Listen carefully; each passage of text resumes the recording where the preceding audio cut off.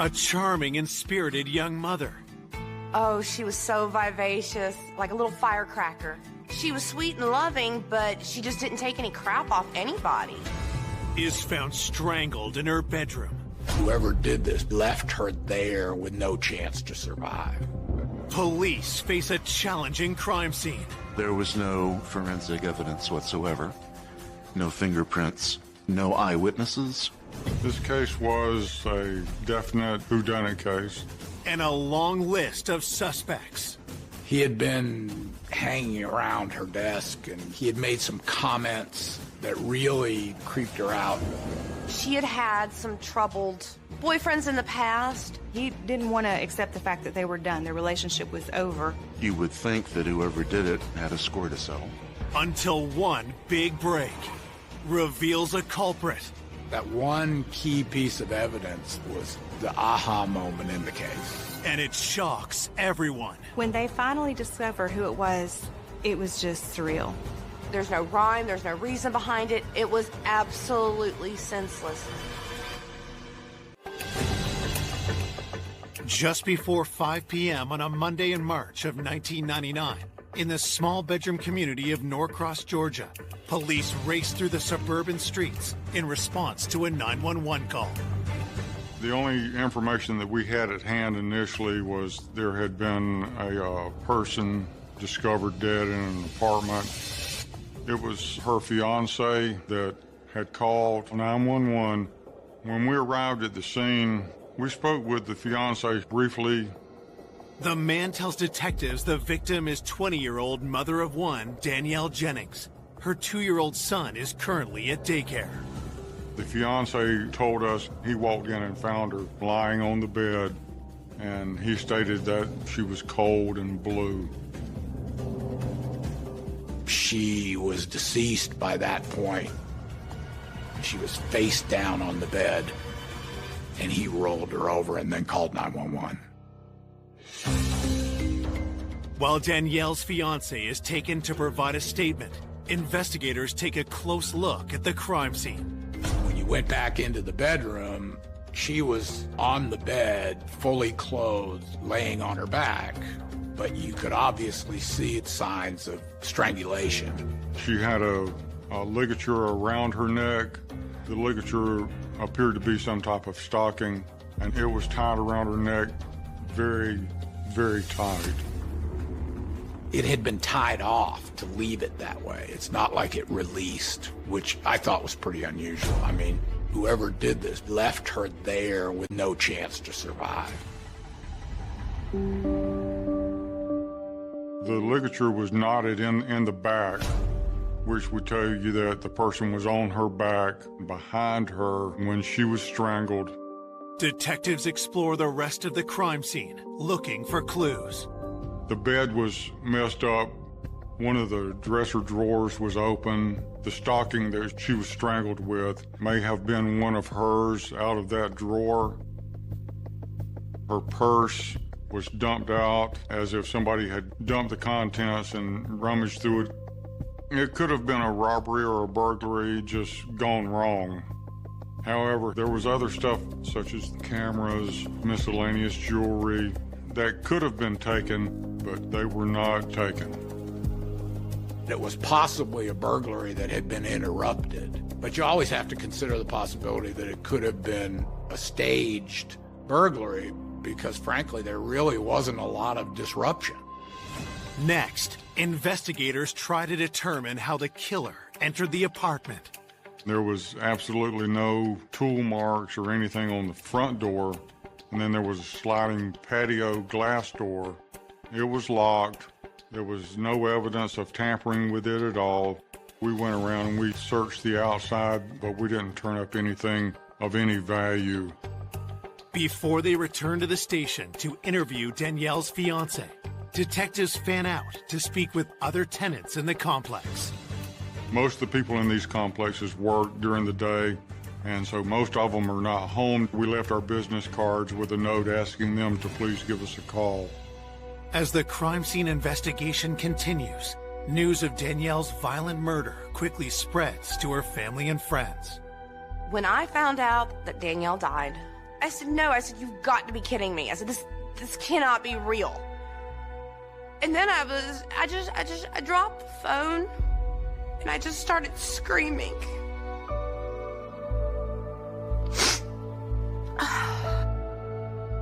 I was just absolutely in utter shock. How does one handle the information that your best friend, your sister, the person that you basically love more than anybody in this world is gone? Why would somebody do this to such a loving, caring, beautiful person? Born in Columbia, South Carolina in 1978, Danielle grew up with her mother and stepfather in Stockton, Georgia. Even in her youth, Danielle had a magnetic personality. She was beautiful, strong, tenacious, ferocious. She was very fun. Danielle was always ready to have a good time, to laugh. Oh, she was so vivacious, like a little firecracker. She was very tiny, but she had this big attitude. She was sweet and loving, but she just didn't take any crap off anybody. Danielle showed her resilience when she was left to deal with an unplanned pregnancy alone at the age of 16. There was never a doubt in her mind that she wanted to have that baby. She wasn't scared. I mean, she had brass balls of steel. She wasn't going to let her age stand in the way of being a good mother. Danielle gave birth to her son, Tristan, in 1996. She was so proud. I could see her little attitude in him. The new mother longed for her son to have a father and hoped she had found one when she started dating Luis Payano. We grew up with Luis, so we go way back with him. We met Luis in our early teen years. Danielle was always partial to Luis, and Luis and Danielle were dating, and I was so thrilled. And the way that Luis would look at Danielle, like she would walk into the room and he would just light up. Soon, the couple moved into an apartment together, and Danielle landed an office job at a landscaping company. She was so excited to have like what we titled a big girl job. She was very proud of herself. We were all very proud of her, you know? She was going places. In December of 1998, Luis asked Danielle to marry him. She was so excited, and I'm like, this is gonna be the best marriage ever. When Danielle first got her engagement ring, it was too big. And I said, girl, you gotta get it sized. She's like, I don't wanna take it off. It was beautiful. Danielle had everything going for her. She had a great career opportunity ahead of her. She had a man she was so excited to marry. She had a beautiful son that just meant the world to her. Danielle was really on top of her game. She was probably the happiest I had ever seen her. Now, all Danielle's happiness and hope has been stolen by a cold-blooded killer. I could not even begin to fathom why somebody would do that to her. Back at the crime scene, investigators are searching for answers. The scene raised several questions. Of course, the most obvious was, how did whoever it was get into the apartment? Because there was no sign of forced entry. Was it someone she knew? We know, working off the percentages, that the person most likely to kill you is laying next to you in the bed. In this case, Danielle's fiance, Luis. Coming up, detectives unearth dark secrets. She had had some troubled boyfriends in the past. He was violent. He was abusive. You could tell when he talked about Danielle that it made him mad. He was just very, very creepy to me. And I know they had tumultuous fights. The person that did it could have been amongst us. And just as the case threatens to turn cold, We felt like we had hit a brick wall. I had a huge fear that whoever it was got away with it. a stunning revelation points to a killer no one suspected. The killer was much closer to home than anybody first thought. I don't think anybody saw it coming. Police investigating the murder of 20-year-old mother Danielle Jennings have their first suspect, her fiancé, 25-year-old Luis Payano. Even though he's her fiance, everybody remains a suspect until such time that we solve the crime. Investigators question the distraught young man. He was very emotional, but romance can raise anger to a level sometimes that leads to homicide. Detectives begin their interview by asking Luis about Danielle's movements the day of her murder. He stated that he had been at work all day. The last time he had seen Danielle was when he left to go to work. According to Luis, they had both left the apartment at 6:45 a.m., but Danielle went back into the building to get something. He tells detectives that Danielle seemed distracted because of an upcoming work meeting. She was supposed to be having a meeting with management that day. She didn't feel easy about it. Luis says Danielle called him at work around 11:30 a.m. She wanted to see if Luis would have lunch with her, but he was tied up at work and he couldn't break free. They didn't have lunch, and later in the afternoon, he couldn't reach her.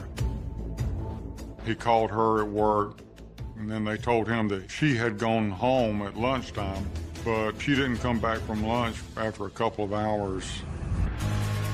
Luis tells investigators he called Danielle's cell phone and their apartment. He stated that he was trying to get hold of Danielle and was not getting a response, and then he left work and went home to see if she was there. Luis said that when he got home, the front door was unlocked, and that really surprised him because they were pretty careful about keeping the front door locked. Detectives ask Luis about his relationship with Danielle. We wanted to find out if they had domestic issues. He said that it was a very good relationship and they were very much in love with each other. To verify his story, detectives call Luis's work and Danielle's loved ones. Her family and friends stated that they were just a young couple that were very much in love and looking forward to getting married and spending their life together.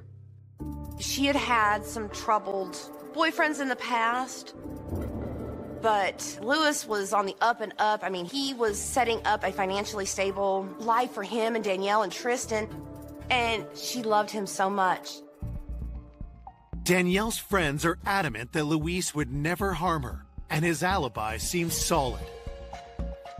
We were able to confirm that he had been at work all day through statements of his coworkers. As a result, he was eliminated as a suspect. Now you're on the hunt for other suspects. With Luis in the clear, detectives ask him if he knew of anyone who may want to harm Danielle. He brought up the name of Jeff, a co-worker of Danielle. She had filed a sexual harassment complaint against him at work. That piqued our interest a little bit. We immediately went to Danielle's place of work and we met with her supervisor and discussed what was going on. Danielle's supervisor tells detectives about the young mother's harassment complaint against her coworker. He was a middle-aged man. He worked at the same landscape company. He had a different job. He was in management. Danielle told her manager and supervisor he had been hanging around her desk and he had made some comments that really kind of creeped her out and acting inappropriately at work. There was a big age difference between Danielle and Jeff. He was 40, she was 20. He had asked her out for lunch and she told him that she had a fiance that she loved, and he had made a comment to her that if he was 20 years younger, things would be a lot different. Danielle had briefly touched base with me about the situation that she was having at work. Dude was kind of crushing on her and she was trying to get that, under control. But I said, just don't let it get out of hand. She filed the complaint. I kind of admired her grit. She wasn't going to take it. The company was very responsive to her complaint. They took it seriously. They moved quickly. Detectives note the timing when told of the company's response. That day that Danielle was killed, she was supposed to be having a meeting with upper management about the sexual harassment charge. Once we realized that the meeting had taken place that day, that was something that was suspicious.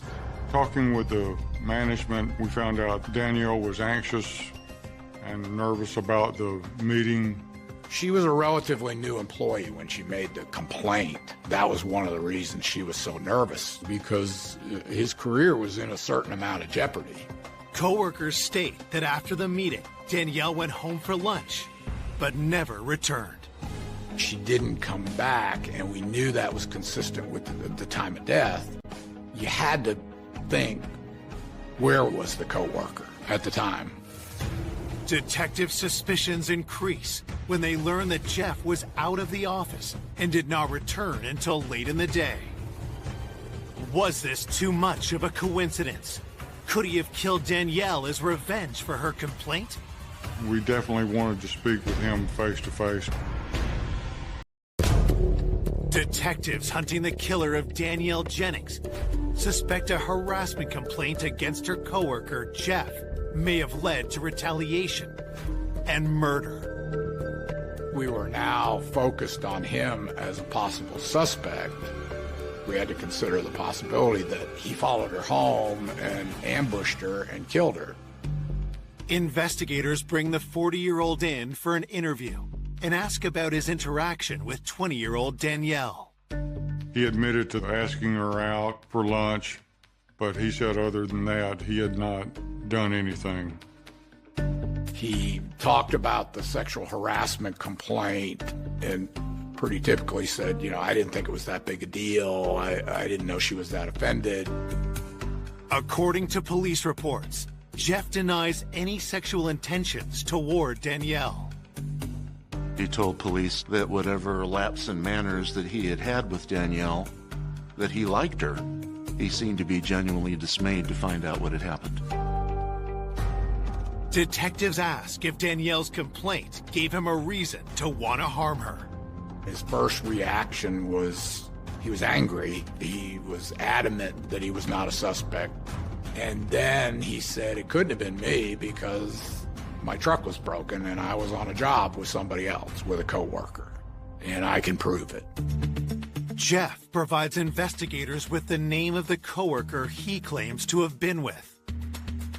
We immediately ran down his coworker at like 1 o'clock in the morning. This guy verified that he was with him all day till the close of business. They were together. With his alibi confirmed, police eliminate Jeff as a suspect. 24 hours after Danielle's murder, the enormity of her death is only just starting to hit home for Danielle's loved ones. Things like that didn't happen where we grew up.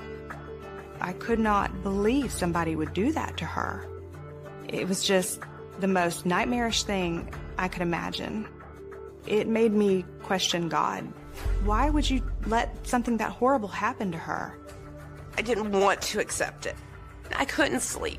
I just kept saying, she's dead, she's dead. Danielle should not be dead. The following day, investigators receive the autopsy report and scour it for anything that might point to Danielle's killer. The manner of death was asphyxiation or strangulation. The medical examiner stated that she probably lost consciousness within about 15 to 20 seconds after the ligature was placed around her neck. It seemed clear that she had been surprised by her attacker, had no time to move, had no time to strike back. It's almost like it came out of nowhere.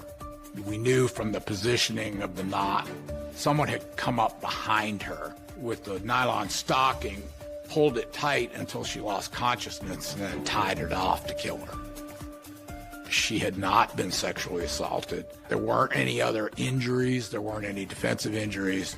This case was a definite whodunit case. There was no evidence found at the scene that could help us. There was no forensic evidence whatsoever. No transfer of skin, no fingerprints, nothing a lab could look at.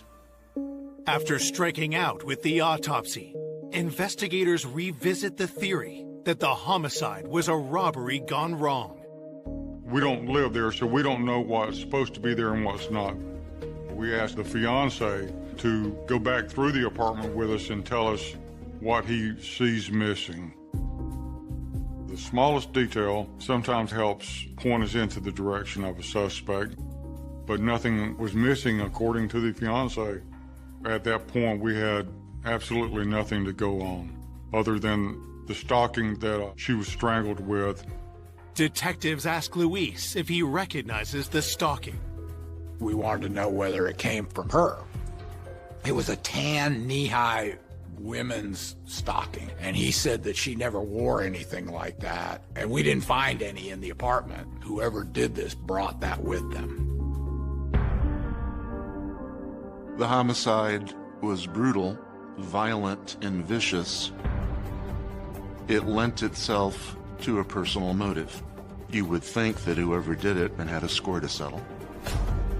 Louise told us she had had some tumultuous relationships in her past, so we pursued that angle. Investigators asked Danielle's friends about her previous relationships. When they first started questioning me, they were asking me a lot of questions about her boyfriends in the past, who I felt might have been able to do it. And then it clicked that, Eddie, he was a tow truck driver, and he was a big guy. And he was just very, very creepy to me. Her best friend told us about her ex-boyfriend. He was violent. He was abusive. She ended up having to get a restraining order on him. With Eddie, no one ever really knew when he was going to pop up again. That was somebody we needed to look at. 2 days after the murder of 20-year-old Danielle Jennings, friends have alerted investigators to Eddie McElwaney, an ex-boyfriend with a violent history. We learned a lot about her former boyfriend. We learned that she had begun to see him when she was a teenager, when she was younger. Friends reveal Danielle started dating Eddie shortly after she became pregnant from another relationship. But Eddie's behavior soon raised red flags. As they got more serious, he became more possessive and controlling, and he definitely wanted to start isolating her from her friends and family more. I didn't want to be around him. I did not like the way he made me feel. I didn't like the way he looked at Danielle. I mean, he would sometimes look at her with disgust. And I know they had tumultuous fights. We learned it had been an abusive relationship, physical and emotional. I mean, she would stand up to anybody, but as tough and as a badass as she was, I think she was a little bit afraid of him. Things only got worse with Eddie when Danielle gave birth to her child. Her family and friends stated that shortly after her son was born, Eddie was getting involved in drugs, and that was finally the straw that broke the camel's back, and she ended the relationship with that. Danielle moved out and tried to start fresh, but Eddie had other plans. She knew it was going to be difficult, but she didn't realize that Eddie was not going to leave Danielle in peace. He didn't want to accept the fact that they were done, their relationship was over. She never knew when he would turn up around the corner, when she just wanted to be left alone. She had gotten a restraining order against Eddie because he had been stalking her. He had been driving back and forth in front of her house. He had gone to her work, and she was in fear that she was in danger. We found out that he had violated the restraining order several times. He would call her, leave voicemails for her. He would drive by her house several times a day or night. When police ask when Eddie last contacted Danielle, the answer is troubling. Danielle's family had told us that within the last few months, he had been calling her, trying to get her to talk to him, but she would just hang up on him. Could Eddie have shown up at Danielle's apartment the day she was killed, leading to a deadly confrontation? I've seen a lot of domestic abuse cases, so I knew that there was a possibility that with his past, that he could have done something like that. Investigators track down Eddie and bring him in for questioning. In the interview with Eddie, he was kind of belligerent and unhappy to be there and a little bit hostile. You could tell when he talked about Danielle that it made him mad. What we saw with Eddie certainly had all the earmarks of a domestic violence case. When questioned about his relationship with Danielle, Eddie's responses raised detectives' suspicions even more. When he was asked about the relationship, his version was a little bit different. He never mentioned any abuse. He thought everything was great. We asked him when was the last time that he had had any contact with Danielle, and he said that he had not talked to her for at least a year or longer. We know that he's lying about that. From speaking with Danielle's family and friends, we knew in the last several months he had been calling her. At that point, he's looking pretty good. So you have to determine where he was at the time of the crime. Eddie tells detectives that he was working many miles away from where Danielle was killed.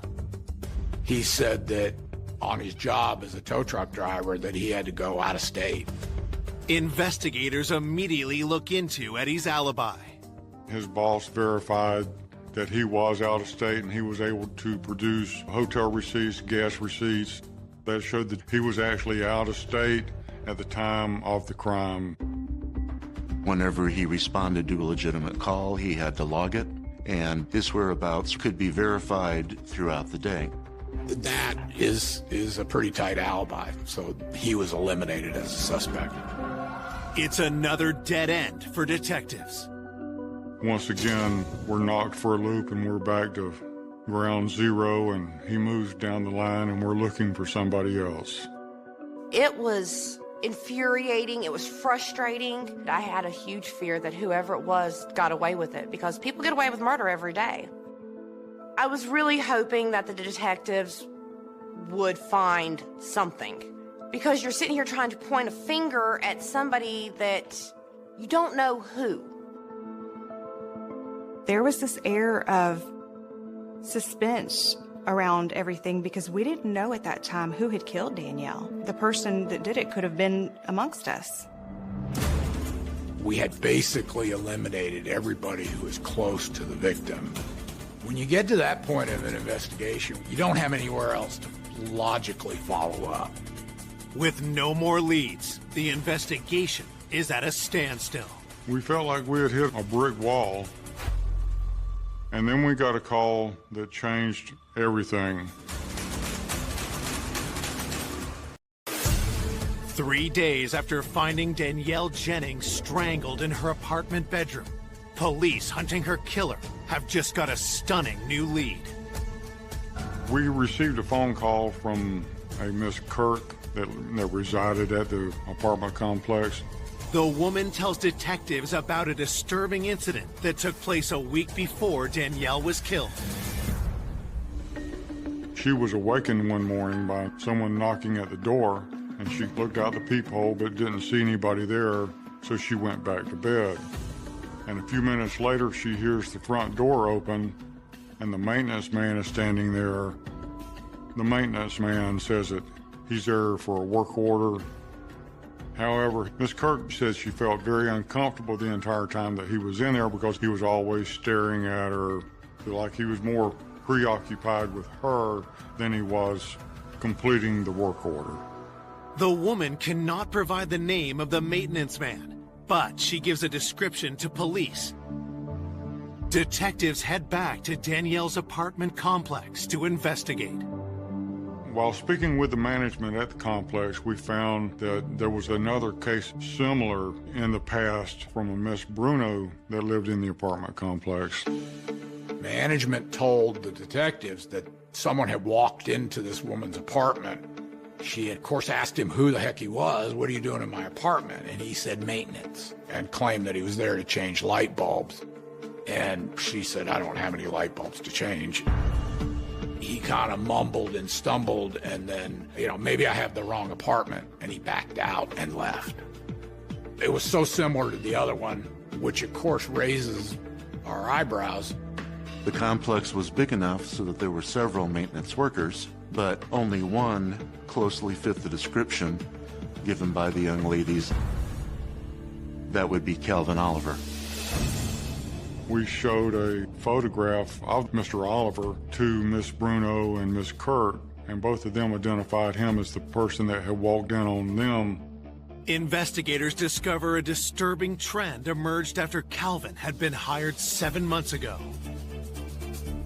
Come to find out, there had been several burglaries reported where items had been stolen out of apartments that had no forced entry. Could Calvin have been responsible for these thefts? We learned that he had an apartment in the complex. The fact that he lives there makes it so accessible that he could walk around, not be suspicious. We also learned that the custodians had access to the master keys of every apartment. He has complete access. Detectives search for any link between Danielle and Calvin. We found out that he had done a work order in her apartment a couple of weeks prior to the murder. That is somebody that you really want to look at. It went back to our original theory of if this was a burglary, then it had been interrupted. He could have known that Danielle Jennings was gone during the daytime, and he decided that day that he was going to enter that apartment. Investigators haul Calvin Oliver in for an interview, but make the call to slow play their suspicions. When Oliver was brought in for questioning, we didn't want to tip him off to anything about the homicide. So he was interviewed initially about the burglaries. He absolutely denied any of that. He said, I didn't steal anything, I didn't go into apartments. He denied any involvement in any burglaries. The 42-year-old tells detectives that his intrusion on the two women in the complex was a simple misunderstanding. Once we got around to interviewing him about the murder, the first question was, did you hear about this?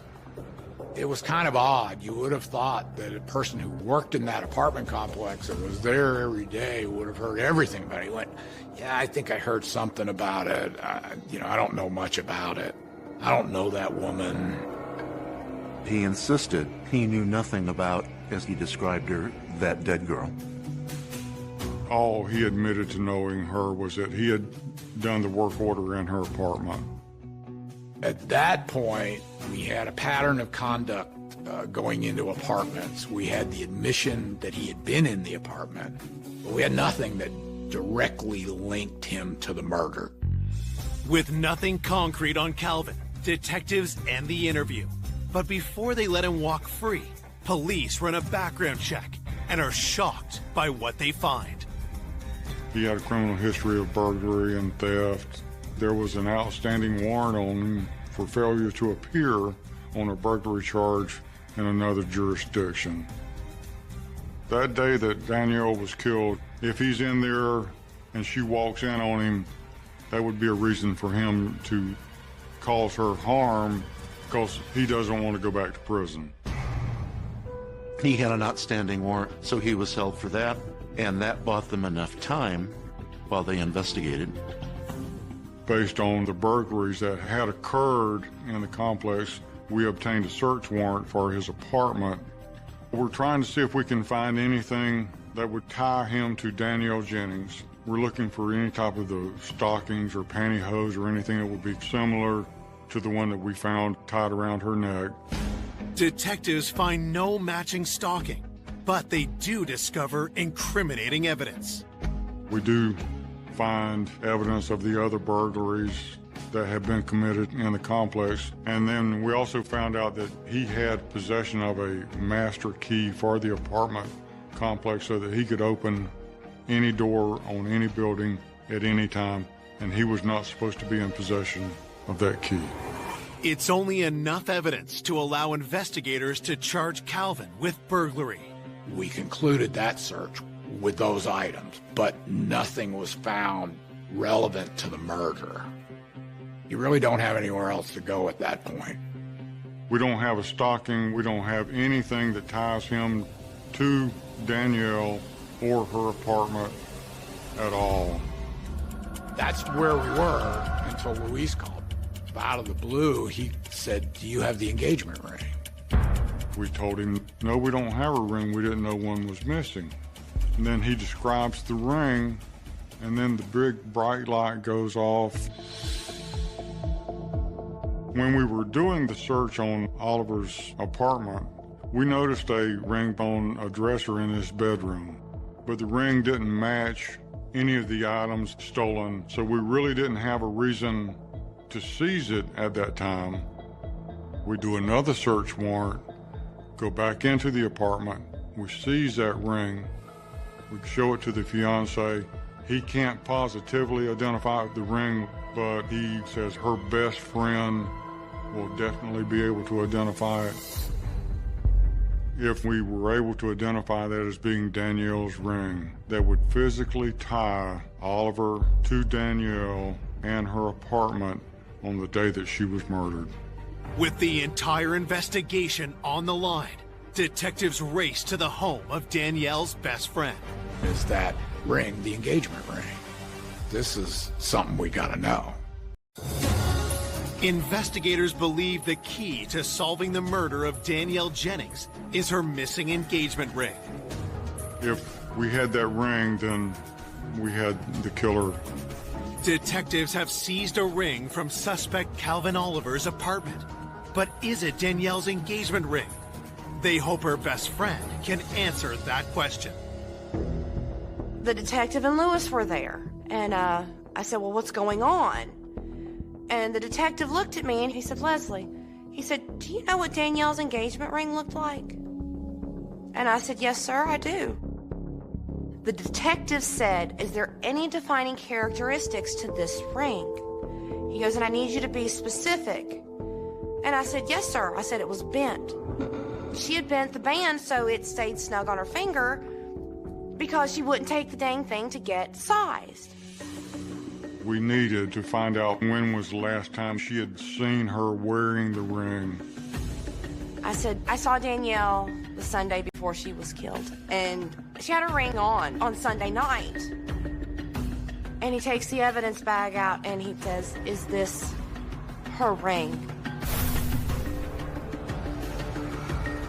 And the minute I saw it, I knew it was hers. When we had that ring and had it identified as being hers, we knew that we had the guy. We knew we had the right person. Finding the ring was the aha moment in the case. And that was the piece of evidence that allowed us to charge Calvin Oliver with murder. 9 days after her death, Calvin Oliver is arrested for the murder of Danielle Jennings.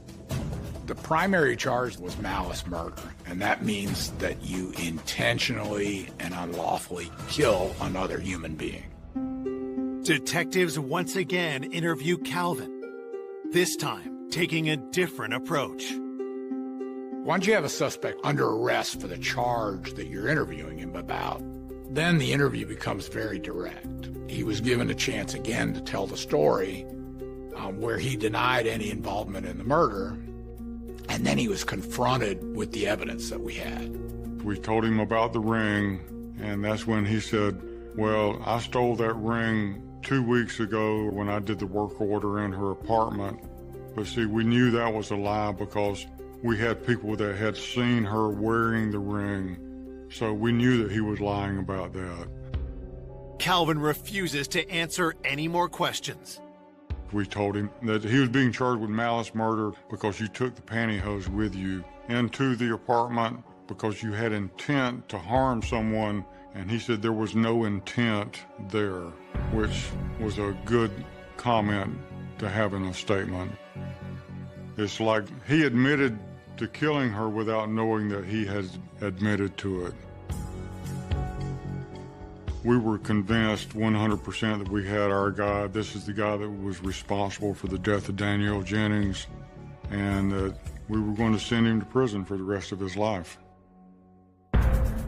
News of an arrest in Danielle's murder brings relief to her loved ones and surprise.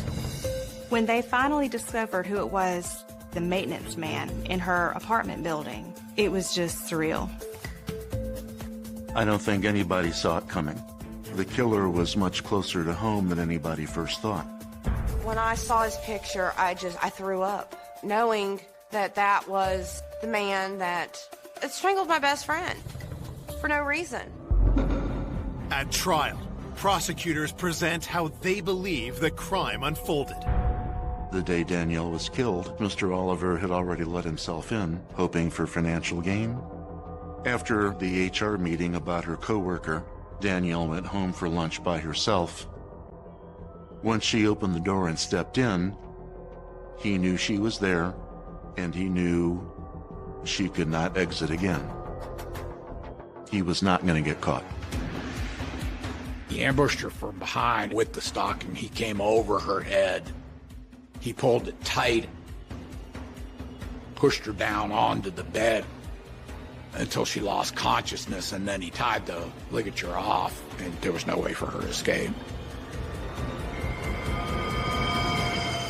There was no heat of the moment. There was no emotion. He killed Danielle because it made his life easier. The jury hears about the prosecution's most damning evidence, Danielle's stolen engagement ring. I had to be the one to testify about the ring because I identified the ring. I actually had to look at that man. I had to sit there and look at him. Calvin Oliver sat there just staring daggers into me, is what he did, and tried everything he could to make me feel uncomfortable. And I took a big, deep breath, and I stared right back at him.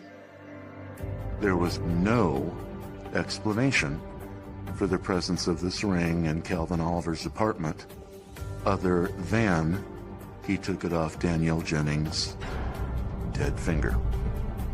On October 13th, 2000, after a 5-day trial, the jury delivers their verdict. He was found guilty on all charges. The judge sentences Calvin Oliver to life in prison. When the verdict came through, we were all holding hands. We just knew justice had been served as far as it could be. I mean, we were glad, but it still wasn't going to bring her back. Her mom was never the same again. A wealthy commodities trader with the world at his feet.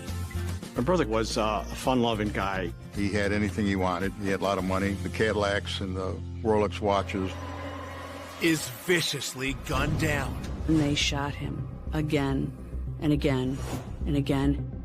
With his wife and kids in the home at the time of the attack. It was a very traumatic event to the family, with people with guns threatening them. You can't dismiss the fact it was a home invasion, but a lot of it didn't add up. I had no idea at all how this could have happened. Police chased down a number of suspects. There was a complete falling out between them. Someone could get killed over a debt that they didn't pay. A sudden disappearance leaves everyone on edge. There was a traitor. He disappeared off the face of the earth. It was suspected there was foul play involved. One dead and one missing. Put a different spin on this type of investigation. Every lead brings investigators to a dead end. It's very frustrating to have a case that hits a brick wall. Until 30 years later. They were holding a very big secret inside. When the shocking truth is revealed. Couldn't believe it. Couldn't believe it. That's not even human. That's the devil. Just 30 minutes outside of Chicago lies Inverness, Illinois. Inverness is one of the wealthiest suburbs of Chicago. It's a safe, beautiful neighborhood. Some would call it very rich, very large homes, and very few crimes are ever committed in that area. But on April 30th, 1979, at 3:20 p.m., police receive a distressing call from a 15-year-old girl named Becky Gamari. Her words were, "There's been a robbery. My dad's been shot." She was bleeding from the chest. The police responded immediately. As we entered through the front door, we were met by Becky Gamari. She was crying and pointing downstairs. I went downstairs and I saw a male who was leaning back in the sofa who appeared to have numerous gunshot wounds. There was a woman who was kneeling at the feet of the victim, crying, almost in hysterics. The woman identifies herself as Jackie Gamari. She says the victim is her husband, Carl, and that she and her 3 youngest children, Bobby, Carly, and Nick, were in the home when the intruders stormed in. Those children must have been terrified and felt so helpless. It's horrifying. The families were taken out to the squad cars so that they were secure and away from everyone. Investigators set to work processing the crime scene, starting with the body. I went over to the victim. I didn't find a pulse. There was a number of bullet holes in his chest with the blood basically draining down to his pants. I noticed a 9mm gun, and there were a number of 9mm casings that were strewn about the victim's feet. There was also a small .380 caliber handgun. It appeared that a 9mm was placed to make some type of a statement. This could be a staged killing. The victim, his legs were crossed at his ankles. It didn't appear to be a natural position. I went and took an inventory of what the rest of the house looked like. The bedrooms, the dresser drawers had been opened. A number of items appeared to be tossed on the floor. I could see that there were jewelry boxes that still had jewelry in them, which raises questions as to why they actually came to that residence. Was this a legitimate robbery? Was this staged to cover something up? You can't dismiss the fact it was a home invasion, but a lot of it didn't add up. It did bring into question that they were there really to kill the victim. We took a number of fingerprint lifts from the kitchen, the dining room, and the bedroom area. One of the officers noticed them. There was no forced entry. Nobody kicked in the door or pried it. As police continue working the scene, Carl's family receives the tragic news. My sister called me and says, "You better get home, Carl was shot." It's the whole neighborhood where the house was all cordoned off. We were told by the police he's in the house, he's dead, and they're investigating. So we were all like stunned. When this happened, it was just a huge, huge shock, and we didn't know how to react. Disbelief and just can't be. Carl Gamari was born in Elmwood Park, Illinois in 1944. He was the third of 4 children. My brother Carl was a fun-loving guy. You know, he liked to go out and have fun, you know, go on dates with girls and go to parties and things like that. When Carl was in high school, he met the love of his life. When he started dating Jackie, he was like 18, and I think she was 17 at the time. He just knew that this was the one, and, you know, he wanted to get married, and he wanted to get married now. Still teenagers, Carl and Jackie started a family right away. Carl was excited to be a dad. They had 4 kids. Becky was the oldest, Bobby was the second oldest, Carly was the third daughter, and then Nick was the youngest. He was his son.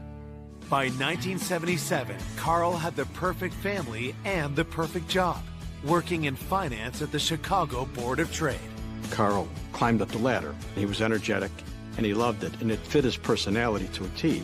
He had anything he wanted. He had a lot of money. He came to Cadillacs, Rolex watches, and things like that. He started living a high life. From the outside, Carl's life seemed picture perfect.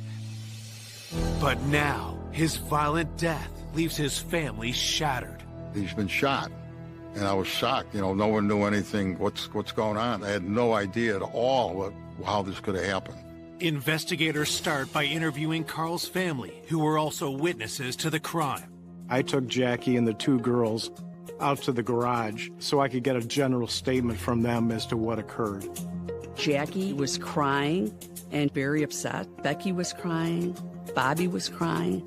This was the most traumatic thing children could go through. They said Carl went to work. Jackie was at home with Bobby, her 13-year-old daughter, 5-year-old Carly, and 2-year-old Nick. Around 12 or 12:30, Bobby is laying on the couch, and she's watching TV, and 2 men come in, and they have guns. She said the 2 men were wearing stocking masks and dark clothing, and they had come in through the unlocked back door. They point the guns at her, and they ask her, "Where's your mother?" So Bobby leads these men to the master bedroom, where Jackie is on the phone. They ask Jackie for her money, and she says, "I only have $20. And they said, "We're here for more than that." These men tie Bobby's hands behind her back, and then they tie up Jackie. They force them into the master bedroom closet with Carly, with baby Nick. Time is passing. Bobby said that she heard a man yelling, "No," who she thought was her father, and she heard 3 banging sounds, which she believed were gunshots. Becky came home approximately 3 o'clock in the afternoon from school. She walked in through the front door, called for her mom. All she heard was crying from the master bedroom. At that time, she found them banging on the closet door to be let out. Once Becky opens up the closet doors, Bobby went directly down to the basement, and Bobby saw her father's bloody, bullet-ridden body laying on that couch.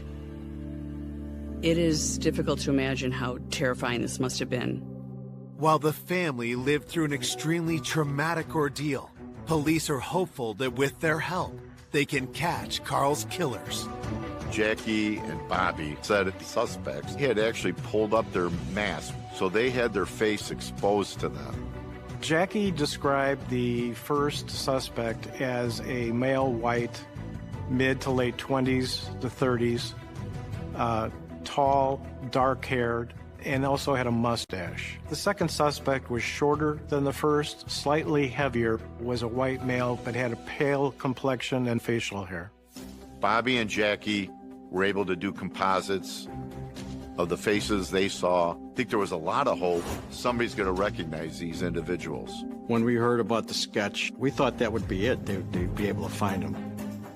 I was hoping to get the information out as quickly as possible with the suspect's description, so that if someone was possibly stopped or seen within the general area, a patrol vehicle could have stopped them.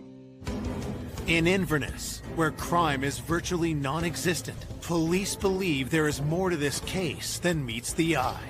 It appeared to be a staged crime. It could be someone who owed money to someone and being shot for that, a jealous boyfriend.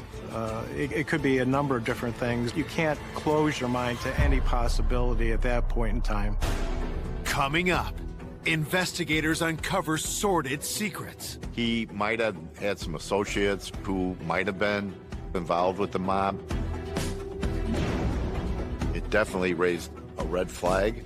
The killers evade detectives until an unexpected witness steps forward. You told me how it was going to be done, how they were going to kill Carl. To reveal a dark and twisted plot no one predicted. As soon as they knew how Carl was going to be murdered, and that's exactly what happened to him. That was the missing key. Police are investigating the murder of commodities trader and father of 4, Carl Gamari. His wife and young family were at home at the time of the terrifying attack. Jackie and the 2 girls were mostly in shock. They were completely overwhelmed by what was happening. Jackie and Bobby saw the gunman. Armed with their description, officers go door to door looking for witnesses. One of the neighbors saw 2 men coming from the Gramaris through her yard, and she thought one of them was carrying like a jewel bag. After that neighbor pointed out where she saw the 2 men walking through her yard, the detectives went back and followed that path. They had found a cigarette butt that still had ash on it by her driveway. That cigarette butt was collected by the State Police Crime Lab, but in 1979 there was no DNA, so there really wasn't much of the evidence that could be collected off of that cigarette butt. More witnesses come forward to help police trace the suspect's movements. There was a woman who was in her car around the time that this incident took place. She stated that she saw a beater-type gray car parked on the side of the street. When she returned approximately 3 o'clock or so, she said that she saw the vehicle oncoming towards her. She said that the driver was a white male. The second passenger in the front was a white male, but he was trying to slump down in the seat. In her words, she thought he was trying to hide himself. The neighbor who saw that vehicle coming towards her with the two men was also able to do a composite. It's similar to the one Jackie and Bobby gave police. Composites are very, very useful. You can put them in the newspaper, you can get them on the news, you can get them out there for people, other agencies, to see if anybody could identify them as possible suspects. So after the canvass was conducted, they then did a sweep of the area between the victim's house and where this car was observed to see if they could find any evidence. They also discovered tire impressions and some footwear impressions that were in the mud there where the car had been parked.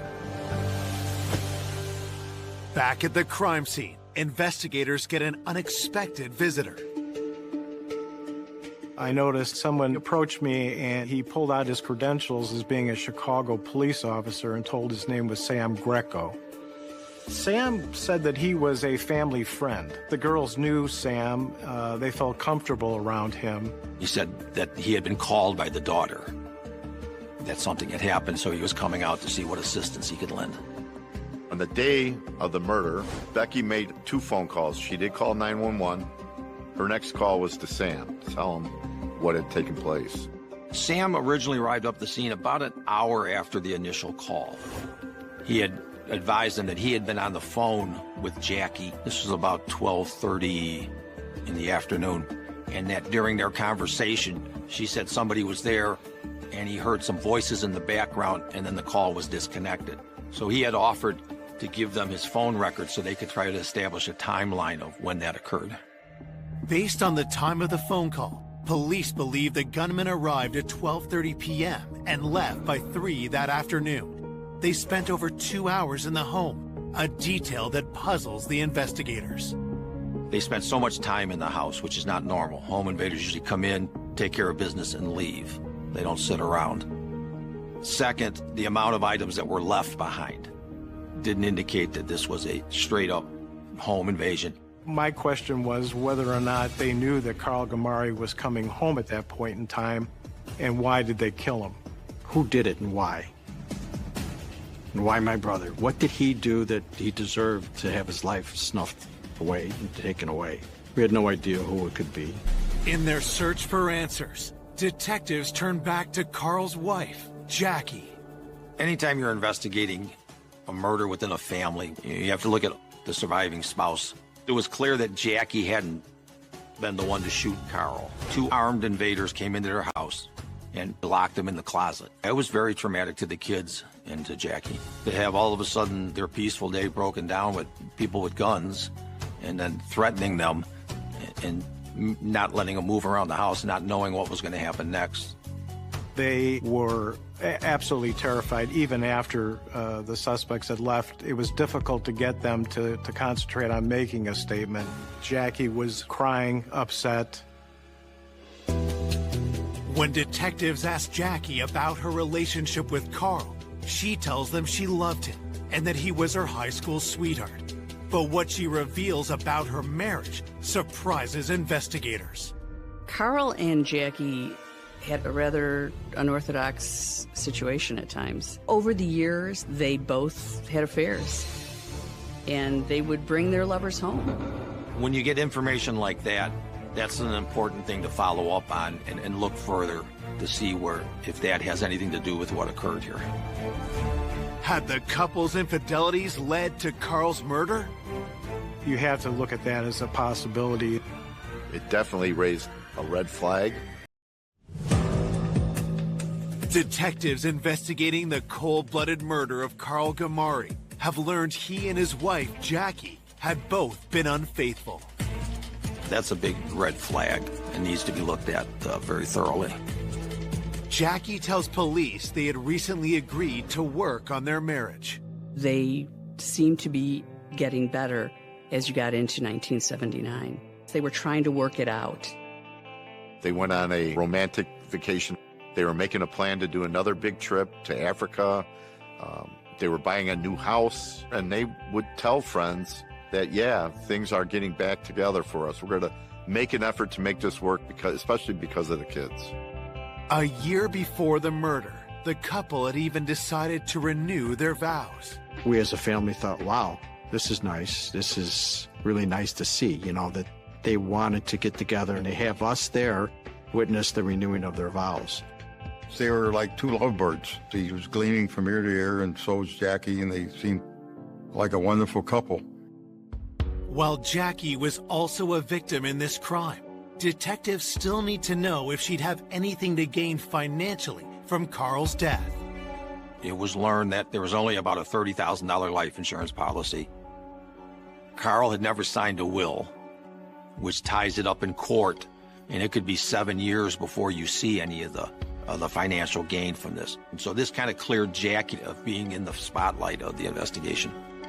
Investigators consider whether Carl and Jackie's renewed marriage could have driven one of their former lovers to murder.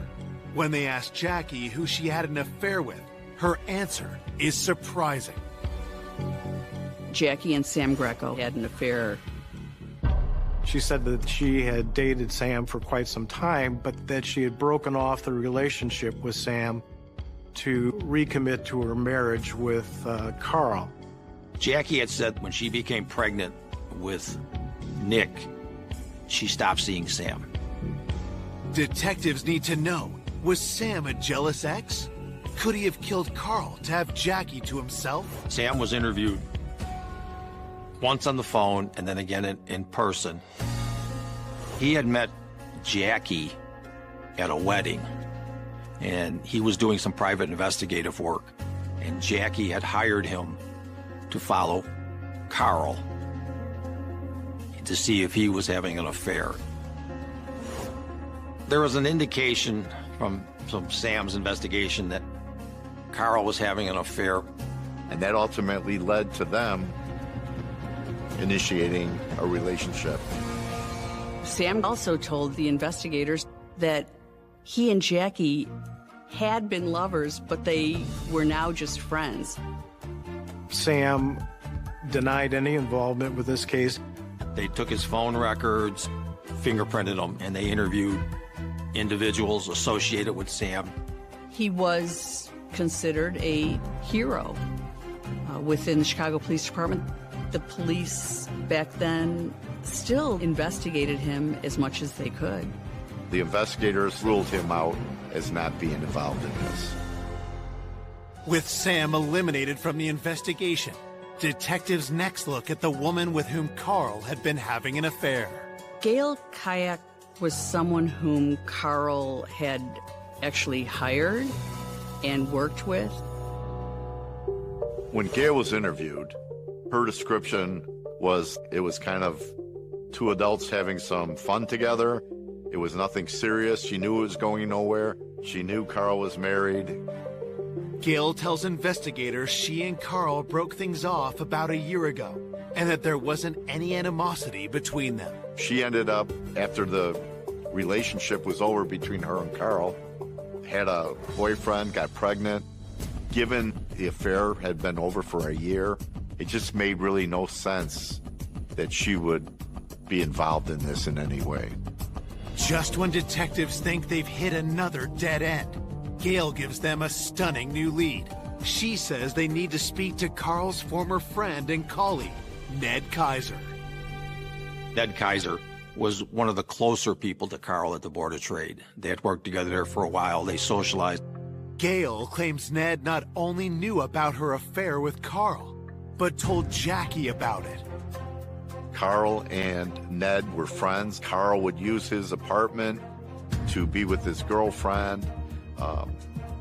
Ned ultimately got upset with Carl, told Jackie that Carl was using his place to be with his girlfriend. Once Carl found out that Ned was the one who told Jackie about Gail, that soured the relationship. Gail also tells police Ned had a dark reputation. She had rumored that he had ties to organized crime. Whenever you're dealing with people with money and investment and all, there's always a possibility that someone could get killed over a debt that they didn't pay. Had Carl and Ned fallen out over money? Had Ned put out a hit on his former friend? You always look at the big picture. Business dealings with Ned, him betraying Carl to Jackie about using his place, Ned having some possible mob connections. I think you got to look at everything. You have to see what's there. Where does that lead you? Is this a person who has a reason to kill Carl? Police are following a tip that the murder of successful trader Carl Gamari may have been a targeted hit, one organized by his former friend and co-worker, Ned Kaiser. Ned Kaiser might have been, quote-unquote, involved with the mob. During the 1970s, Chicago was very much involved with the criminal network of the mob, and a number of people wound up dead every year. Organized crime had a hand in gambling. From information obtained from co-workers and people that knew Carl, he gambled at the Board of Trade, he would gamble outside. Well, if individuals are gambling like that, then chances are they would cross paths with organized crime people. 5 days after the homicide, Ned is brought in for an interview. Police ask about his friendship and working relationship with Carl. The relationship with Ned and Kaiser and Carl and the family was an extensive, involved one. They had known each other for approximately 9 years, and at one point, when Ned was going through a divorce, they actually let him move into their house. Ned says that's why he had a hard time keeping Carl's affairs secret. Ned had told investigators that the reason he came forward to Jackie was because he was friends with both of them, and he just felt that Jackie was being mistreated by the way Carl was acting and needed to correct it. Detectives ask Ned if Carl was indebted to him, or if they had any conflict about money. Ned denied ever having any kind of a fight with Carl. Ned was asked if he had any involvement, if he knew anything about Carl's murder, and he denied having any direct knowledge. There was nothing that anyone could dig up that would say Ned was responsible for Carl's death. The investigators took a very hard look at him to see if there was any way that he could have committed this crime. And they were able to rule him out. There was no evidence connecting him to the murder of Carl Gamari. Investigators are forced to let Ned go. The police talked to everyone that they possibly could. If they talked to one person and that person mentioned other people, they went and talked to those people as well. And then it gets to a point where there's just no other leads to pursue at that time. So the police are essentially waiting for new information. Authorities once again turn to the public in an attempt to find the men who killed Carl and terrorized his family. Their composites are very critical in our ongoing investigation in identifying the shooters. I remember cutting out all the headlines and all that. Boy, something's going to be recognized with the sketch, and something's going to happen with this and come about from it. But days would go on and nothing. When the sketches were released, there wasn't a lot of information that came in. Nothing substantial at all. Detectives hope that the autopsy report will provide a crucial new lead. Carl had been shot 6 times. The fatal wound had penetrated his chest into his heart and severed the aorta. When you have multiple shots like that from 2 different guns, it's apparent that their intent was to kill him. And they shot him again and again and again and again, a total of 6 times. Since the medical examiner didn't find any defense wounds on Carl, there is no physical evidence on his body to link to the perpetrators. Frustration grows when detectives get the report on the fingerprints found at the crime scene. There were no known matches of any of those latent fingerprints. They had no real suspects. Didn't seem like anybody was going to be arrested for this. With the killer still on the loose, the town of Inverness is on edge, while Carl's family lives in fear. A couple of days after the original murder, someone had put a threatening note in the mailbox. Jackie then went to the police and said she was being threatened, and that was her concern for her safety. When I found that out, I was very disturbed. I was concerned about Jackie and the kids. Somebody wanted my brother killed. 2 weeks after the murder, police make a disturbing discovery. It came to the attention of the initial investigators that there was a trader, worked at the Chicago Board of Trade, had just disappeared. It was suspected there was foul play involved. Detectives learn his name is Artie Jones, and he's one of Carl's business associates. Art Jones knew Carl. There may have been some money involved between the two of them. No one knew what happened to him. He left for work, drove into the city, and was never heard from again. Could the two cases be connected? Now put a new light, a new focus with two traders in close proximity, one dead and one missing. Put a different spin on this type of investigation. At that point in time, when we heard the news and it was all over the papers, that we thought, wow, now we know there's something going on at the Board of Trade. When you had Carl, who was killed and being part of Board of Trade, and then you have Artie, who disappears after going to work at the Board of Trade, those don't happen often. And when Artie Jones happened, that was very concerning. It was, we wanted to find out, okay, who's after Artie and who's after Carl, if there was somebody, in fact, after. 2 weeks after Carl Gamari's murder, his coworker, Artie Jones, has vanished. Detectives are hunting for a potential connection between the two cases. Through the Highland Park investigation of Artie, they interviewed his wife, and she said that since the murder of Carl, he had become very edgy. He was very secretive about going out to meet some people for business at that time and then never coming back. It just heightened that concern she had about the two being related. There was just no trace of him. They ran credit checks, they did phone records, they had absolutely nothing of where this individual may have gone or why he disappeared. They located his vehicle near O'Hare Airport. No reason why it was there, no rhyme. Couldn't put him on an airplane. There was just nothing. He was gone. That investigation was rather lengthy, and they never did locate him. And eventually, his wife had him declared dead. It's very frustrating to have a case that hits a brick wall. Carl's family continues to push for answers. I was persistent. I would call. I wanted to hear from the horse's mouth, from the detectives. What's going on? What's the next step? What are you looking at? Months and months and months turned into a year turned into 2 years. Then you kind of lost faith a little bit. Carl's loved ones try to cope with the terrible realization that his killers may never be found. The investigation wasn't turning up anything. They broadcasted and showed those pictures of the two men for a long time. No one knew anything. The case is considered a cold case. 30 years later, the case is reopened. Detectives Mike Kirby and Bill Stutzman took over that investigation, gave it new life.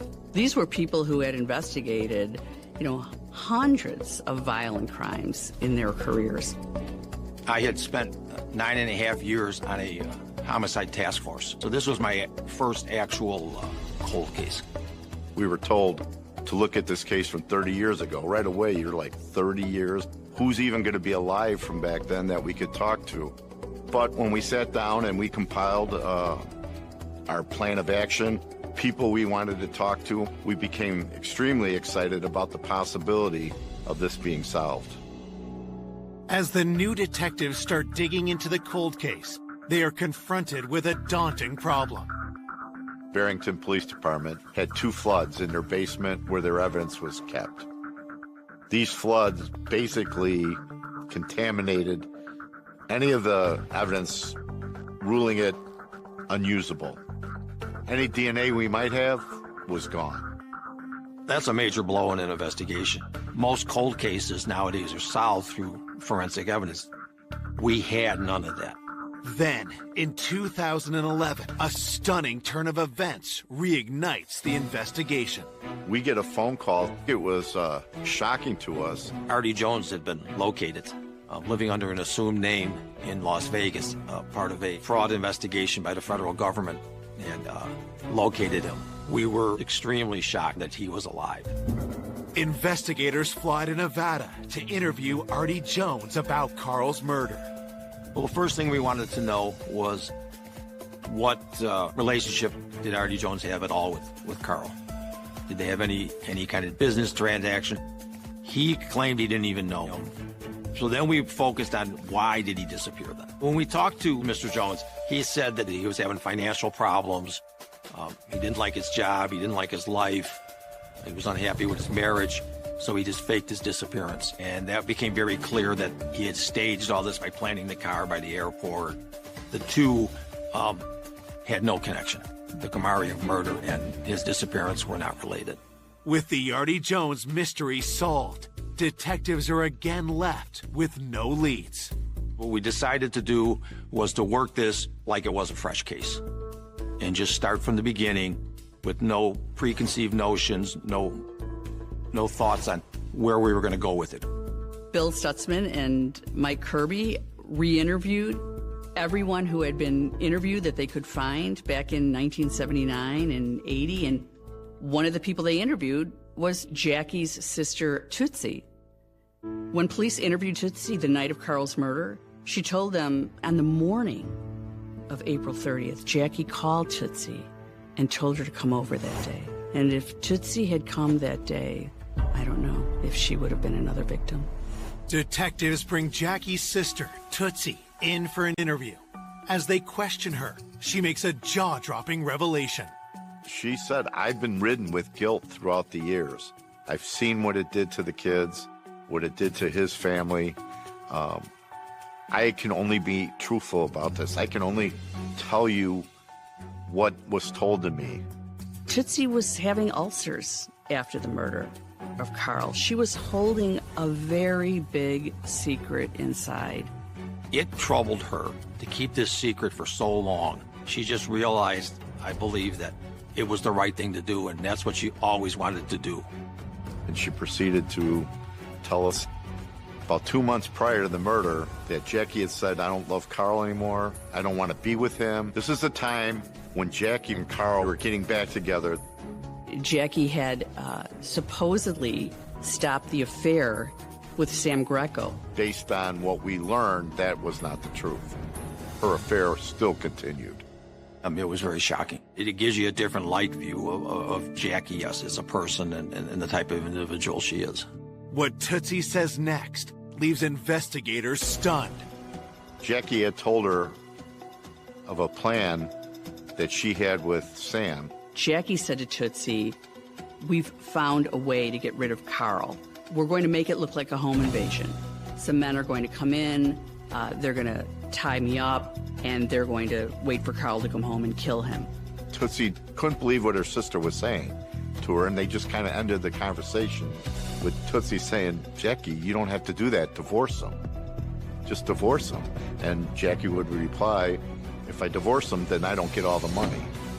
Jackie had told her how Carl was going to be murdered, and that's exactly what happened to him. It seemed almost mind-blowing to think that Jackie could be involved in such a crime as to expose her daughters and her infant to their father getting killed in the home. Investigators tell Tootsie they'll need more than just her word to lay charges. They decided to ask her if she would be willing to record conversations with her sister Jackie. At first, Tootsie said no, she didn't want to do it. She didn't want to hurt Jackie. We had emphasized with her that, no, we're not saying Jackie physically killed Carl, but she was part of a plan in which Carl was killed. And we had said, we're asking you to put an open-ended statement to her and see how she responds. She agreed to do it. That was the missing key to make this case go forward. More than 30 years after the cold-blooded killing of father of four, Carl Gamari, police learn his wife Jackie plotted his murder with her former lover, Sam Greco. But investigators need hard evidence to arrest her. They convince Jackie's sister, Tootsie, to record a conversation. Hi, Jackie. How you doing? I'm not doing good, honey. The police have been here about Carl, and they've been asking me a lot of questions. They're saying I might have to go in front of the grand jury. I don't know if you remember what you told me. I do. Are you going to do that, though, to me? I'm sorry, but I'm going to have to. Oh, my God. So just tell him that I wish you were dead. Don't tell him I said that, please. They already know, Jackie. You told me how it was going to be done, how they were going to break in and tie you up and put you in the closet and then kill Carl. You know? You got to help me, Tootsie. I can't go to jail. You got to help me. I can't lie. I can't lie. Did you just tell them you're all confused and don't remember? But they know I remember. They know I do. Those recorded conversations are devastating. Jackie saying, "Can you lie for me? Can't you say you forget?" There was truth to what Tootsie was saying. And that's why Jackie wanted to lie for her. That was very damaging evidence. Those recordings were all that were needed to have an arrest warrant issued. Police bring Jackie down to the station. We did not tell her she was under arrest, but she was not going anywhere. We had the arrest warrant. During the course of the interview, not only did we tell her, we talked to Tootsie, who told us about their conversation. We played portions for Jackie. And I told you that stuff, and that's enough to put me away. Okay. What am I supposed to say when they ask me why I said that to you? What am I supposed to say? That I can't answer. I don't know. Maybe you didn't mean to tell me, but you did. What should I do? I don't know. I don't know. I don't know. You're my sister, but you're a witness against me. Your testimony is enough to put me away. I'm going to go to jail. Confronted by her own words, Jackie tries to put the blame on her former lover, Sam. Because she wanted to be able to say, yes, okay, early on, I said, let's do this. But then I backed out. I didn't want to have anything to do with it. So therefore, I'm not guilty of Carl's murder. There are so many things Jackie did that tells you what kind of a person she is. She wanted to be with Sam. She didn't want to be with Carl. After the murder, Sam and Jackie married a few months later. Several years later, Sam and Jackie were divorced. We continued a full-force investigation into Sam Greco's involvement, as also pursuing the two shooters.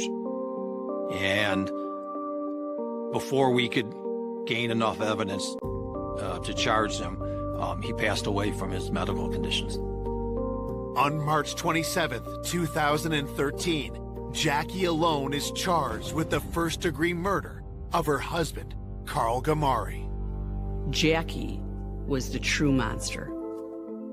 Without Jackie, this crime never would have happened. In 2016, a jury finds Jackie guilty, but the verdict is overturned on appeal. Prosecutors offer Jackie a deal. She pleads guilty to murder and is sentenced to 22 years in prison. Justice finally was served. Couldn't believe it. Couldn't believe it. She was a true sociopath. And not just for taking Carl's life, but because of what she did to her children. She chose to have her children be victims of this traumatic event just for her own selfish needs to get rid of her husband. A woman that involves her own children in a scheme, in a plan, in a plot to have their father murdered, her husband murdered. I don't know, if you ask me, that's not even human. That's the devil. 4 decades after the murder, police are still searching for the gunman. This remains an open and active investigation. It's never going to stop. If there's any new information, the police are going to follow up on it.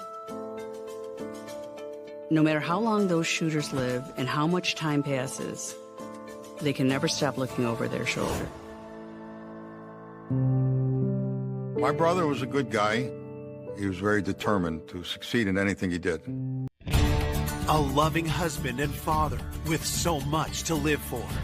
He did everything for his family. He was an amazing daddy.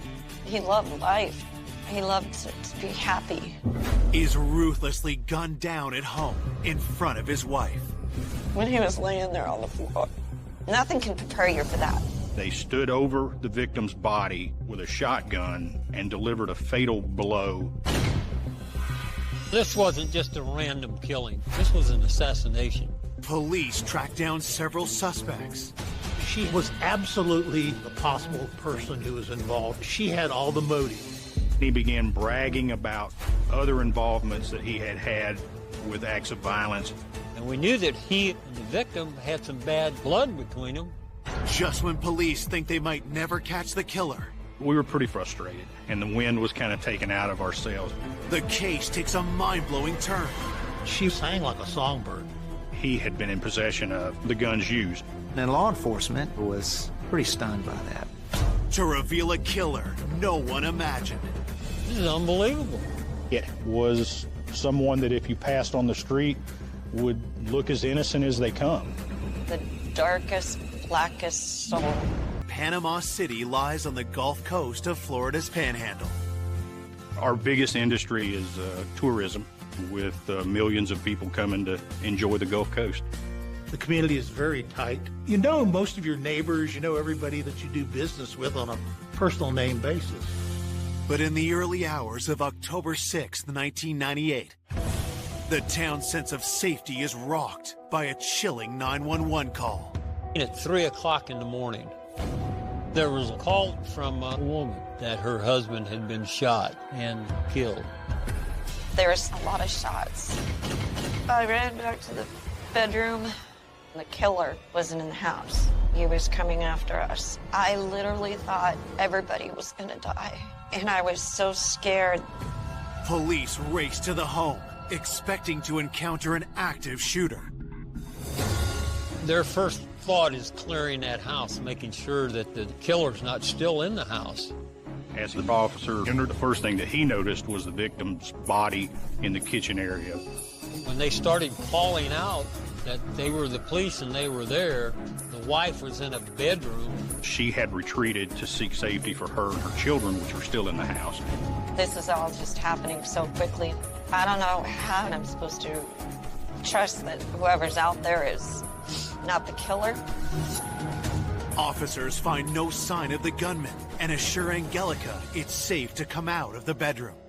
The wife came out and she was very, very hysterical. When they walked me back out, when he was laying there on the floor, I knew he was gone. You have somebody murdering your husband and shooting you, all in seconds. Nothing can prepare you for that. Angelica identifies the man as her husband, 30-year-old Ron Stovall. The children were taken to Ron's parents' house. They didn't live too far away. And the victim's wife went to the police department where we could talk to her. With Angelica and the children out of harm's way, detectives can examine the crime scene. As a responding detective, I go in and start looking around. Ron, the victim, he had been shot 3 times in the back, once in the hip, and there was a shot to the back of the head. Investigators find an important clue close to the victim's body. There were some bloody footprints there on the floor. Part of those footprints had what looked like the letter H, 2 H's kind of next to each other on the sole. Whoever was wearing that shoe had perpetrated at least part of the crime, because they would have been standing in the victim's blood and then exiting the residence following the homicide. The Stovall's front door also reveals how the murder unfolded. We could see her husband was shot outside, and then the killer shot through the door, and he got into the house, and he had shot Ron in the back of the head. As daylight breaks, a forensic team scours the outside of the home. They found a handgun projectile out on the sidewalk near the driveway. The killer shot what it clearly looks like a handgun round to the lower extremities, and then you have a shotgun round to the head. This was overkill. They stood over the body and delivered a fatal blow. When you see that type of crime scene, you're looking immediately for someone that displayed some type of grudge or emotional hatred for the victim. While forensics wrap up their investigation at the crime scene, detectives head to the police station to speak with Ron's wife, Angelica. We really took note how emotionally overtaken she was, but she had been an eyewitness to this scene, so she was critical in our investigation. I can't even comprehend what's going on. He was dead. I did not want to live without him.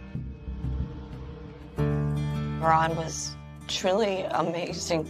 He was always full of life, very kind, sincere, very real. Born in Panama City, Ron Stovall was one of 4 siblings. He was very close with his family.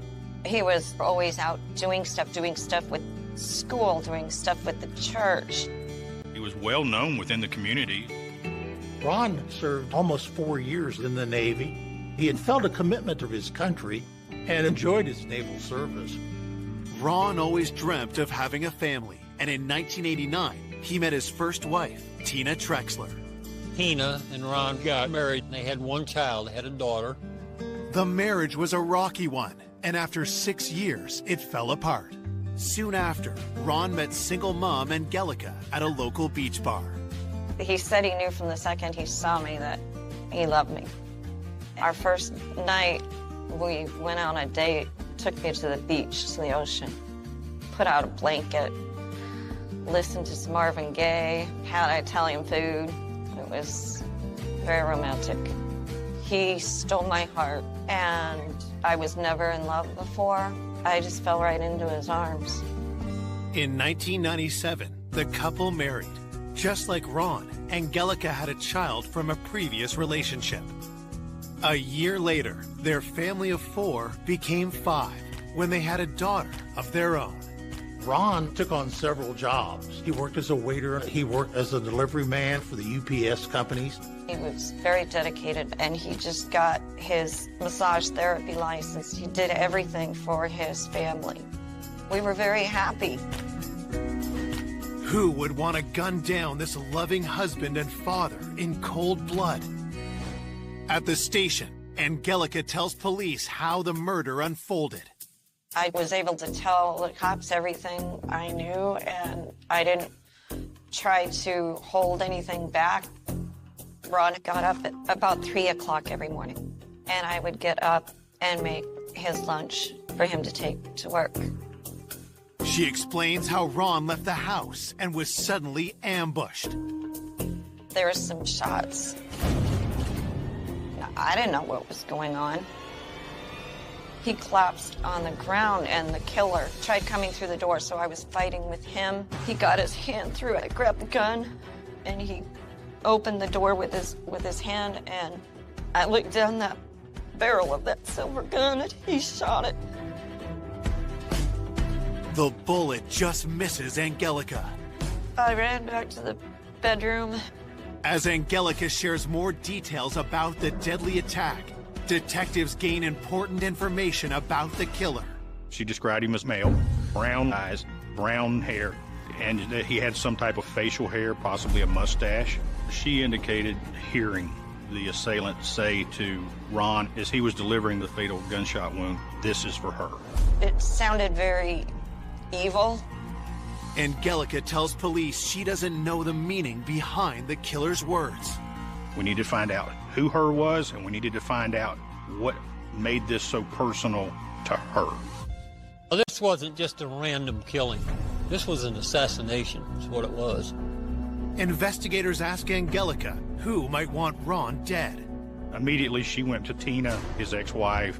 Ms. Stovall indicated that the relationship between Ron and his ex-wife was volatile. There was a custody issue over their daughter. Things got a little bit more sticky with the custody setup, and Ron was filing for full custody of the child. Could the bitter custody battle have turned deadly? This was an enormous red flag for us as a team. Whoever her was may have in fact had to do with his ex-wife. It's probably one of the worst situations we ever deal with, is with the man and woman and children involved. It will just about make a person do anything. Coming up, police uncover a key piece of evidence. He brings out a shotgun round that is similar to the one that we've recovered from our crime scene, leading to a disturbing plot. The photo identification that made him a prime suspect. It was his eyes. What I saw was the same person. And a sickening betrayal no one saw coming. They planned this whole thing. None of us had ever worked a case like this. I do not understand how somebody can have so much hatred. Police investigating the cold-blooded shooting of 30-year-old Ron Stovall are looking into his relationship with his ex-wife, Tina Trexler. We knew that there was an extreme amount of tension between Ron and his ex-wife, and there was a custody battle that was forthcoming. Ron and Tina originally shared custody, but Ron had filed a petition basically saying that he wanted full custody of the child. Up to this point, Tina was that individual that had the most to gain from Ron's death. Perhaps she had not been the one on scene, but it still doesn't eliminate her as having some type of involvement. This looked like certainly an intentional and a premeditated killing. Might have been a killing for hire. Detectives speak to Ron's friends and family to get a clearer picture of the animosity with Tina. When Ron remarried, it was okay, but not really okay. Tina, as well as her family, did not like the new wife, and the situation deteriorated between all of them. As Ron and Angelica's family grew, Tina's behavior appeared increasingly erratic. Tina began feeling that Ron was trying to work Tina out of the picture as the mother, and so that had really kind of amplified the rub and the tension. There was all this, crazy fighting, and it was too hard for his daughter. We were just concerned. This custody hearing was coming up in about 2 or 3 weeks from when this incident happened.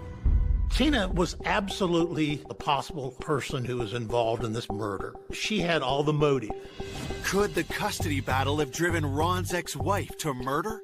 Investigators bring Tina in for an interview. One of the things that was most alarming when we sat down with Tina was that there was no remorse, no emotional activity on her part, that she was even concerned that he was dead. When investigators ask about her relationship with Ron, Tina's answer is surprising. We knew there were a lot of hostilities, but when Tina was interviewed, she kind of painted that the relationship with them was cordial, it was friendly. It's a red flag for us as investigators because she's already showing signs of deceit. With suspicions raised, detectives grilled Tina about her whereabouts in the hours leading up to Ron's murder. She told us the night before the homicide, she had went to work at a local restaurant. She was a bartender. She got off sometime between 11 and midnight. She had went home and sat and watched TV with her mother. Then after that, she had went to bed, and at the time of the homicide itself, she had been home asleep. Before police can press Tina further, the interview is interrupted. Her mother had hired a lawyer for her. The attorney made contact with Tina and immediately ended the interview. Unable to finish questioning Tina, detectives look into her alibi. Police were able to establish that she had been at work that night till 11:30, 12 o'clock. Investigators also speak with Tina's mother, Ann Trexler. She was the grandmotherly type and was helping Tina get back on her feet and help her get through this divorce.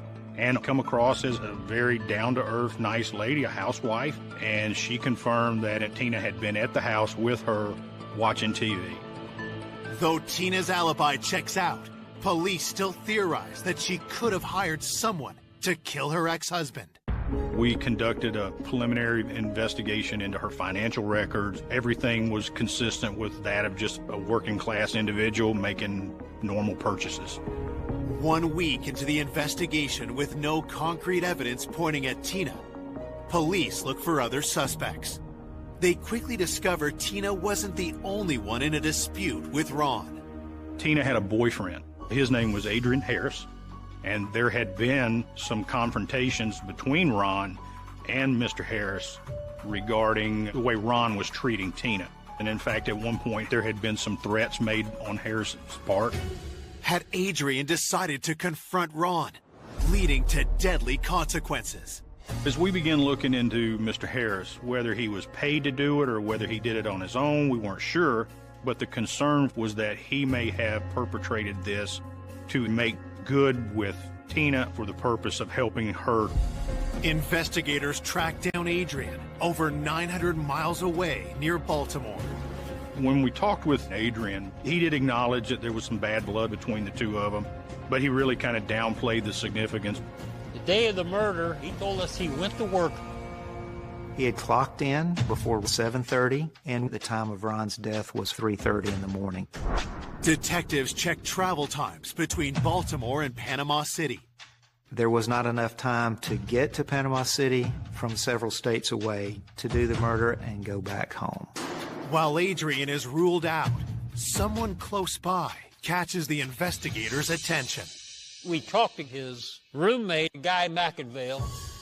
When the officers went to talk to Adrian's roommate, they discovered the description of the killer that Angelica gave to the law enforcement. The roommate fitted quite well. Guy McInville had brown eyes, brown hair, and he had a mustache.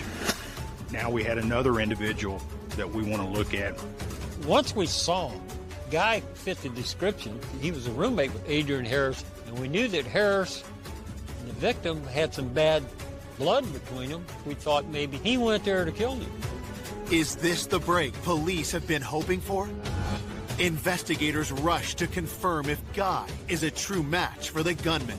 We got pictures of him to show the victim's wife, Angelica. See if he could have been the one that she saw that night. Back in Panama City, detectives include the picture of Guy into a photo lineup. Angelica was an essential witness. She was a witness who can identify the individual that did the crime. Her photographic identification, it was surprising. It has been 2 weeks since 30-year-old father, Ron Stovall, was shot to death at home in front of his wife, Angelica. Now, detectives hope she can identify the shooter from a photo lineup. She picked out Guy McInville as being the killer. It was his eyes. There was something very, very similar. What I saw was the same person. There was an identification of Guy McInville that made him a prime suspect. We have Ms. Stovall's positive identification of Guy as the individual that was in front of their house. There's a sense of relief that begins to sweep through the unit because you're finally on to a really developing hot lead. We want to now try to establish what type of physical evidence do we actually have between the victim, Ron, and Guy. Detectives get a search warrant and race over to Guy's Baltimore residence. They make a telling discovery. We search his items, and looking at me right square in the face was a pair of shoes consistent with the shoe impression that we had at the scene. So we're moving in the right direction. Police bring Guy to the local police station for questioning. Although we still were missing the key pieces of evidence, the guns and such as that, we really felt like we're starting to put together the edges of the puzzle. In speaking with Guy, what he provided us for an alibi was that he was in Maryland working. At the end of work, he went home, slept. The next day, he got up, went to work, and so that was his alibi. Detectives check out Guy's story. We had had an opportunity to speak with Guy at his place of employment, and we were able to collect some video that correlated with his timeline of what he said. There was physically no way possible for him to have been here in Panama City at the time of the crime. It turned out that what Guy McInville said to the police was correct. Guy had an alibi. Eager to further prove his innocence, Guy volunteers to take a polygraph. He successfully passed that. So we were able to clear Mr. McInville. For police, it's a disappointing setback. We were pretty frustrated, and it's a roller coaster. It's one of those, now you're back in the lows again, and the wind was kind of taken out of our sails. Angelica wanted to help the officers along, but her perception at the time of the event was clouded by the terror, the trauma of the incident itself. I remember him being the same person. It stuck in my head like that, but I was wrong. It's difficult when you see something that quick that you can say, okay, this is the individual that did the crime. We thought we had this thing solved, but you just got to go regroup, see what you still have to do, and you just start from there. Desperate for new leads, investigators review Ron's autopsy report. The autopsy confirmed 2 different weapons. They told us that it was a .357 round that he had been shot with, plus the shotgun shell. One big thing we learned was that shotgun residue got in his face. We think that Ron was laying there on the floor, and this guy's saying this is for her, and he presses that shotgun to the back of his head, and Ron's looking at him when that went off. The forensics report contains another crucial detail that could lead police to the killer. These were close proximity rounds, and so we knew that this was something personal. And the shotgun shell was paramount. It was a unique round. We would be able to identify it. So that was a plus in our corner. Detectives shared details of the firearms with local law enforcement, hoping to track down their owner. We work so closely with the different police departments in the area. We talk to them all the time in case something turns up. As investigators continue to search for answers, Ron's loved ones struggle with their grief. The best thing in my life was that life. I didn't think I was strong enough to go through anything without him. He was always full of life. Losing your soulmate, you can't even explain how much pain that was. It still is. It'll never go away. 3 weeks after Ron's murder, the investigation is threatening to grow cold, but then police receive a tip that reignites the case. We got a call from the Panama City Beach Police Department. They had a home invasion out there on the beach. During that arrest, they recovered 2 handguns and a short-barreled shotgun. They knew from the investigation of the crime scene where Ron Stovall was killed that a shotgun had been used and that a handgun had been used.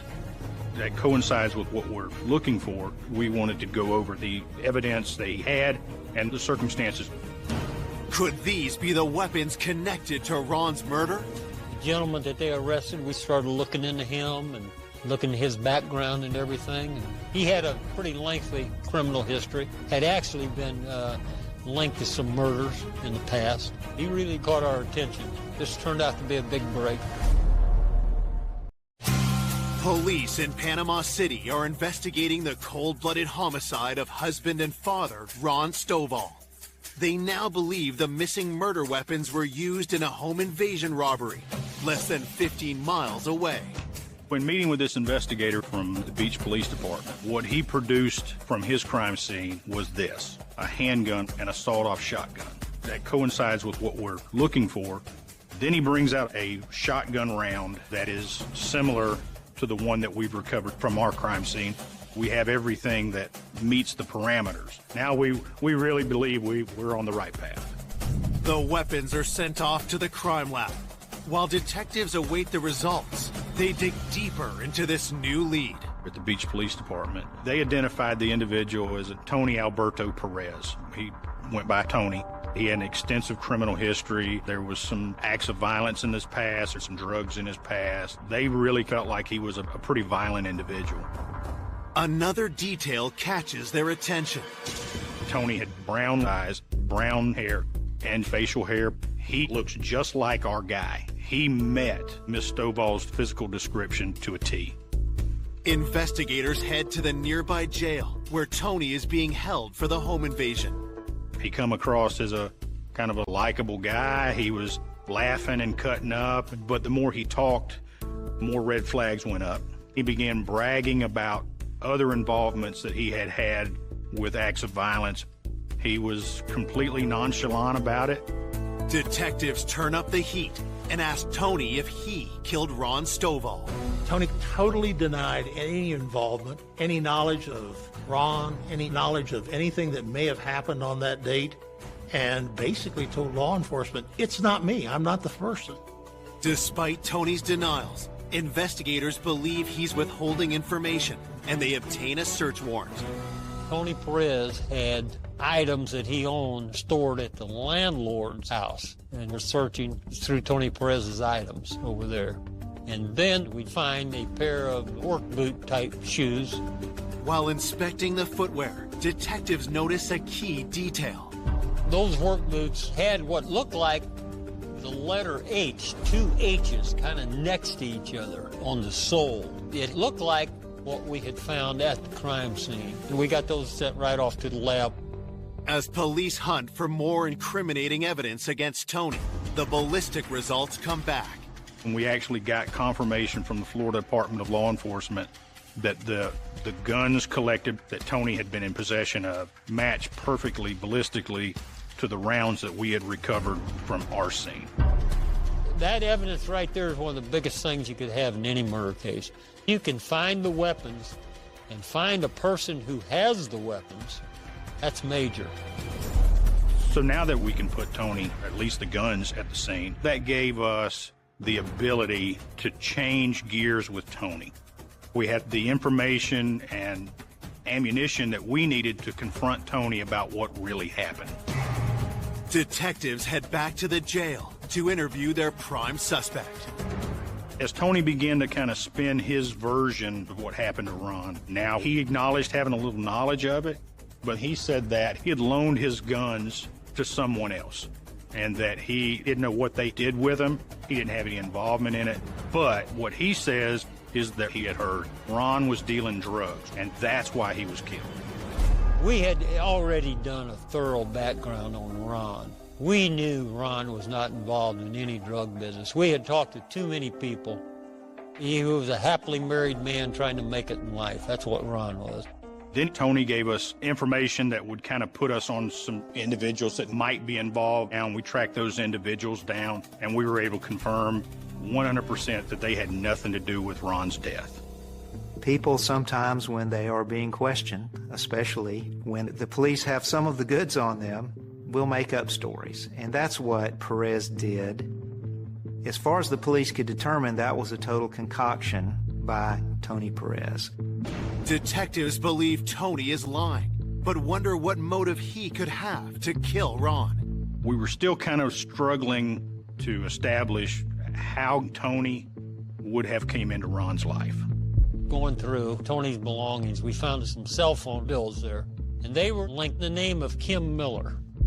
Kim Miller turned out to be Tony's girlfriend. So we went to talk to Kim. Kim Miller is the owner of a Panama City hair salon. Tony and Kimberly, they had been in a romantic relationship for several months. We were told by Kim that Tony, he was doing odd things for her. He would come around the hair salon and he would actually shampoo customers' hair, clean up, sweep up the shop, things like that. Investigators look for a connection between Tony and Ron Stovall. Kim was familiar with the Stovall homicide. She claims that she first heard about it because she had a customer that had called in and canceled her hair appointment, saying how her ex-son-in-law had been murdered. When detectives ask Kim for the customer's name, they receive a startling response. The connection kind of came out of nowhere and almost as a surprise. Kim's client is Ann Trexler, who happens to be Tina's mother. Tina. Police believe husband and father Ron Stovall was shot and killed by criminal Tony Perez. They're now exploring a potential link between Tony and Ron's ex-wife, Tina Trexler. When Kim Miller indicated that she styled Tina's mother, Ann Trexler's hair, and law enforcement was pretty stunned by that. Ann Trexler is the mother of Ron's ex-wife, Tina. We knew of the ongoing hostilities between Ron and Tina.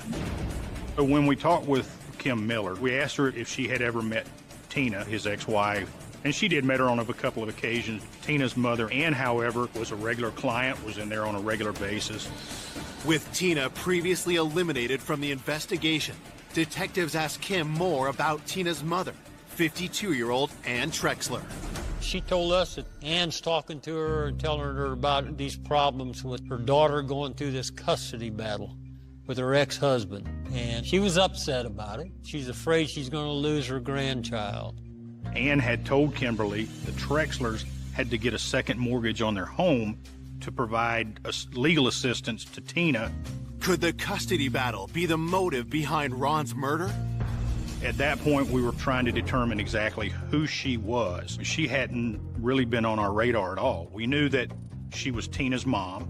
We knew that she was Tina's alibi at the time of this crime.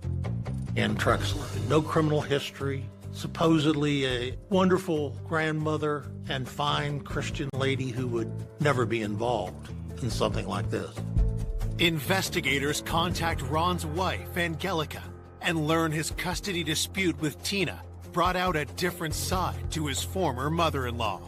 Apparently they had a good relationship when Tina and them were married, but it was just a constant battle over visitation rights. Always just such a fight with her. Looking to see if Ann could have anything to do with Ron's murder, detectives bring her in for an interview. When we talked to her, she stated to us that there was no way that she had anything to do with killing him. She did not want him dead. Matter of fact, she said she loved him. And then Ann Trexler wanted a lawyer. And once they get a lawyer, you're done talking. So we're kind of getting a heightened sense of concern as far as her involvement in the case, because she decided to basically not cooperate with the investigation. Having hit a wall with Ann, detectives get a breakthrough when forensics results arrive. We got confirmation that Tony's boot was consistent with the shoe impression that we had at the scene. Also, Tony had been in possession of the guns used. Now you've got a personal item putting him at the crime scene. At that point, we knew we had our shooter. That's a big piece of evidence right there. We were able to go back to Tony and present him with what we knew. He admitted killing Ron. His very words were, "Okay, I did it." It's the shortest confession to a murder I've ever taken in my career. Investigators push Tony to reveal how the crime unfolded, and what he tells them is shocking. Tony told us that Ann Trexler wanted to have her ex-son-in-law killed and was willing to pay to have it done. When we found out Ann Trexler wanted to hire somebody to kill Ron, I mean, this is unbelievable. Ex-mother-in-law gonna get involved and have pay somebody to kill her ex-son-in-law? He had met Ann at the hair salon. She was complaining about Ron, and that the two of them had worked out a deal for Tony to kill Ron in exchange for about $10,000 to be paid to Tony. On November 10, 1998, Tony is charged with the first-degree murder of Ron Stovall. But the case is far from over. Detectives turn their attention back to alleged mastermind Ann Trexler. Searching for answers, detectives pull Ann's phone records. The phone records were a treasure trove of information. They showed a lot of phone traffic between Kim Miller and Antonio Perez and Ann Trexler. It clearly looks like Kimberly was the middle person between Ann and Tony. There were phone calls between the Trexler house and Kim Miller at strange hours of the night for strange amounts of time that could not be explained away by saying, "We're setting up our Renson set." Another thing, we were able to show that Ann Trexler received a phone call from Kim Miller the morning right after Ron's death. So there were links to tie Ann Trexler to this plot, but there was no hard, concrete connection of evidentiary value. We needed something else that would show that Ann, in fact, had hired Antonio Perez to kill Ron Stovall. Tony Perez, he says that he had come to an agreement with Ann Trexler to kill Ron for $10,000. Detectives scour Ann's financial records for any signs she had commissioned Ron's murder. We have withdrawals from her bank accounts that coincide with when Tony says he was paid and the amount that he was paid. So now we have proof that what Tony's telling us is accurate regarding being paid. With regards to Ann, none of us had ever worked a case like this. So it was kind of a shock that all of these pieces were kind of lining up to support she is the motivation to this entire crime.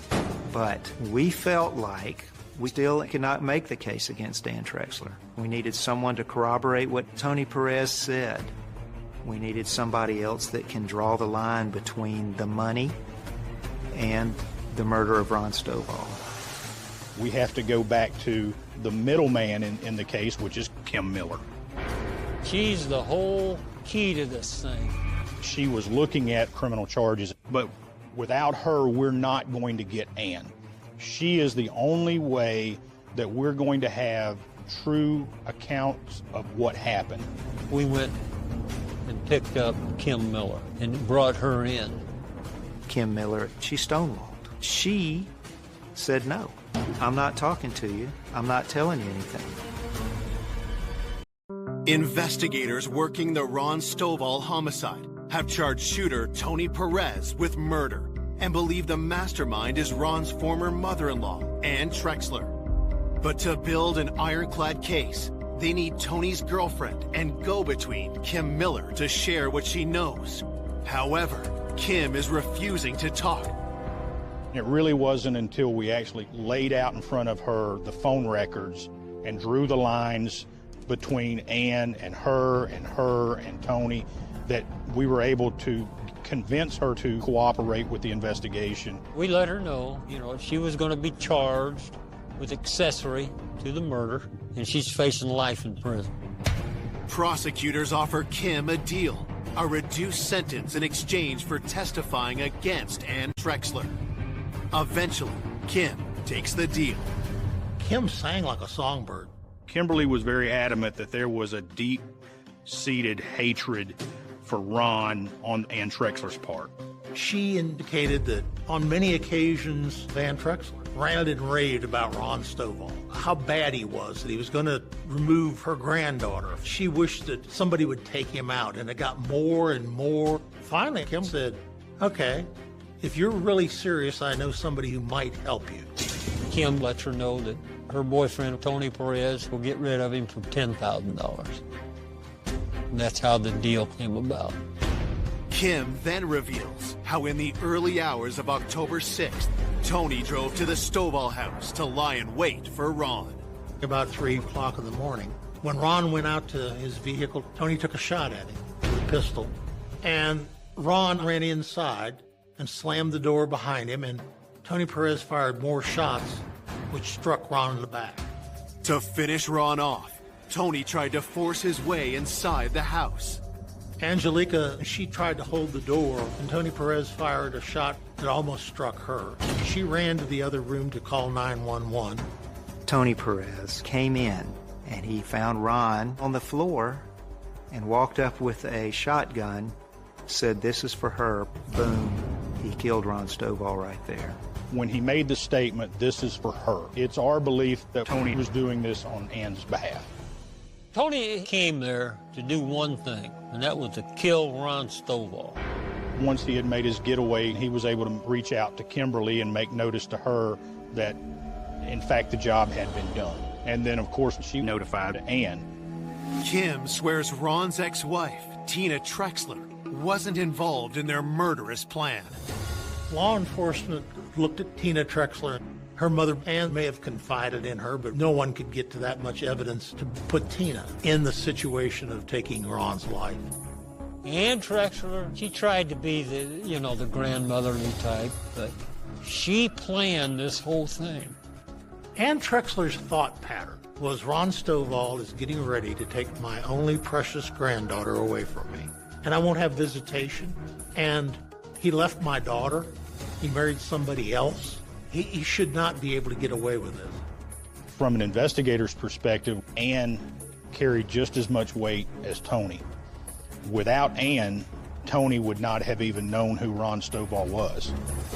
On February 15th, 2000, Ann Trexler is formally charged with the murder of her former son-in-law, Ron Stovall. And the cops called and he said, got her, she's in jail.